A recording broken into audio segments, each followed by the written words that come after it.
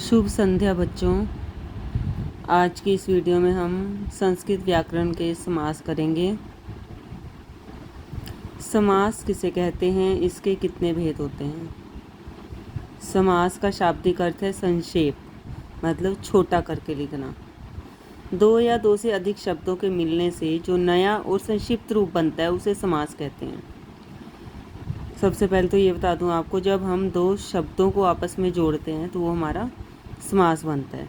और ये सब आप जानते होंगे, जब हम दो वर्णों को आपस में जोड़ते हैं तो वो संधि बनती है। लेकिन आज हम समास करेंगे।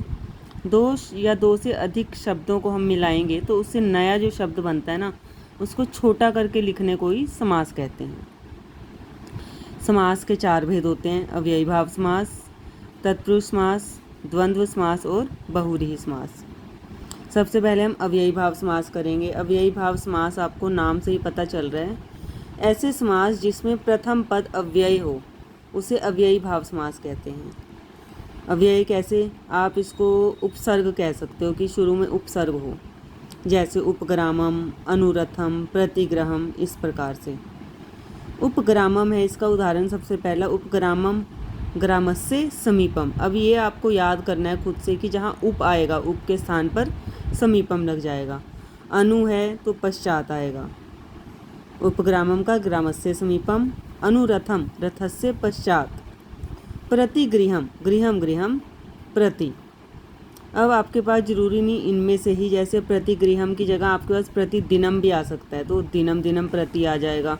उपग्रामम है तो उसकी जगह उपनगर नगरम भी आ सकता है तो नगरस्य समीपम। इस तरह से आप इन्हीं के बेस पे ही बाकी के एग्जाम्पल भी सोल्व कर सकते हैं। यथाशक्ति, शक्तिम अंतिक्रम में, निर्जनम जनानाम अभाव है। अब जैसे यथाशक्ति है तो यथा मतिम भी आ सकता है तो मतिम अंतिक्रम में। निर्जनम है, निर्जनम की जगह निर्मक्षिकम भी आ सकता है तो क्या हो जाएगा उसका, मक्षिका नाम अभाव है। ये आप बाकी और एग्जाम्पल भी करेंगे, प्रैक्टिस करेंगे इनकी, तो आपको क्लियर हो जाएंगे। नंबर 2 है हमारा तत्पुरुष समास। तत्पुरुष समास में क्या है, ऐसा समास जिसमें उत्तर पद की प्रधानता होती है और पूर्व पद उत्तर पद के विशेषण का काम करता है। जैसे दो पद है ना, तो उसमें पहला पद जो होता है वो दूसरे पद के लिए विशेषण का काम करता है, वो हमारा हुआ तत्पुरुष समास। इसके एग्जाम्पल देखेंगे। इसके एग्जाम्पल के लिए हमें क्या करना है, इसकी हम हिंदी बना के देखेंगे। तो जो हमारा हिंदी बनाने से बीच में कारक का प्रयोग हो रहा है उसके आधार पर समास का पता चलेगा। जैसे ग्राम गता है, गांव को गया हुआ, तो गांव को मतलब को, कर्ता ने कर्म को, तो क्या हो जाएगा, द्वितीय विभक्ति मतलब ग्रामम गतः। शरण आगत है, शरण को आया हुआ, तो शरणम आगत है। देशभक्त है, देश का भक्त, देश का मतलब काके की षष्ठी विभक्ति, तो देशस्य भक्त है। मतलब जिन शब्दों का विग्रह करने पे हमारे पास बीच में कारक का प्रयोग हो रहा है तो हमारा तत्पुरुष समास होगा। सिंह भीत है, शेर से डरा हुआ, सिंहात भीत है। भयापन्न, भय से युक्त मतलब भय को प्राप्त हुआ, तो भयम आपन्न है। हरि त्रात है, हरिणा त्रात है, हरि के द्वारा रक्षित, तो तृतीय विभक्ति आई, से आया, के द्वारा आया। इसमें आप राजपुरुष भी लिख सकते हैं। राजपुरुष मतलब राज्ञ है, पुरुष है, राजा का पुरुष, तो षष्ठी विभक्ति बन जाएगी हमारी, राज्ञ है, पुरुष है।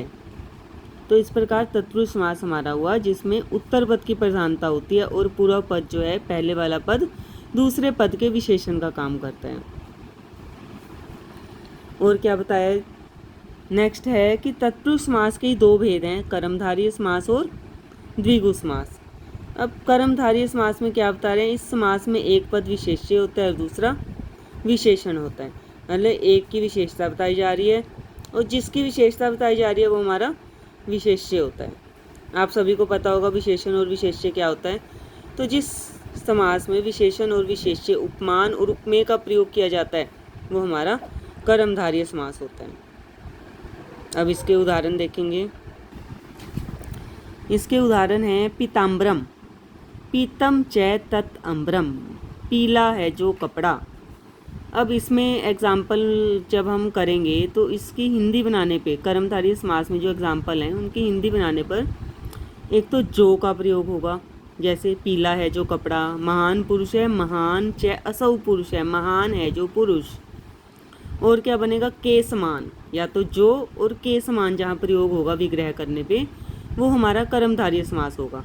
जैसे कज्जल मलिनम, काजल के समान मलिन। नील कमलम, नीलम च तत् कमलम, नीला है जो कमल।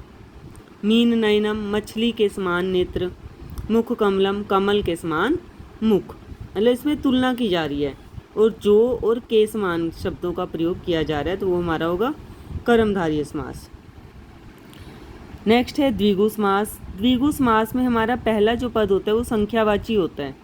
जैसे नवरात्रम, नवानाम रात्रिनाम समाहार है, 9 रात्रियों का समूह।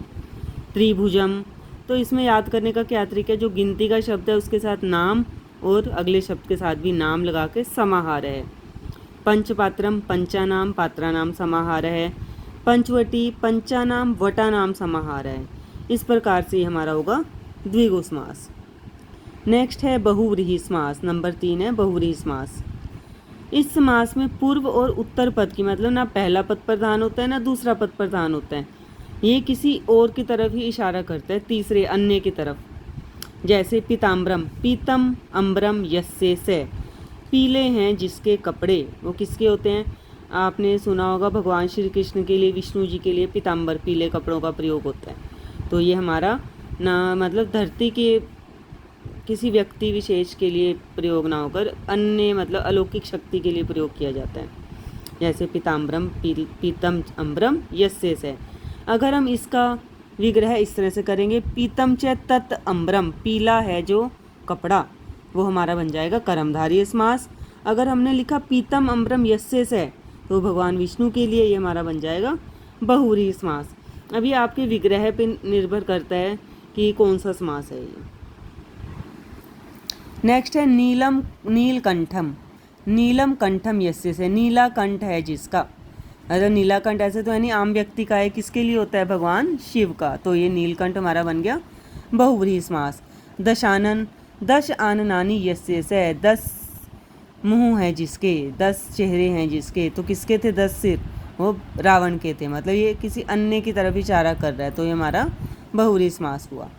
नेक्स्ट है द्वंद्व समास। इस समास में पूर्व पद और उत्तर पद दोनों एक जैसे होते हैं, यानी दोनों समान रूप से प्रधान होते हैं।